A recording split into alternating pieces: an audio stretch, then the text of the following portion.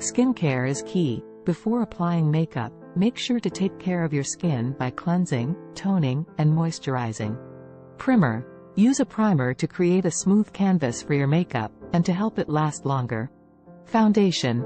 Choose a foundation that matches your skin tone, and apply it evenly with a brush or sponge. Concealer. Use a concealer to cover up any blemishes, dark circles, or redness. Blush and bronzer. Use blush to add a natural flush to your cheeks, and bronzer to add warmth and dimension to your face. Eyeshadow. Choose colors that complement your skin tone and eye color, and blend well for a seamless look. Eyeliner. Use eyeliner to define your eyes and create a variety of looks, from natural to dramatic.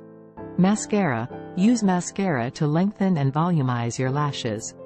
Brows. Use a brow pencil or powder to fill in and shape your brows. Lipstick or lip gloss. Choose a shade that complements your skin tone, and apply with a brush or directly from the tube.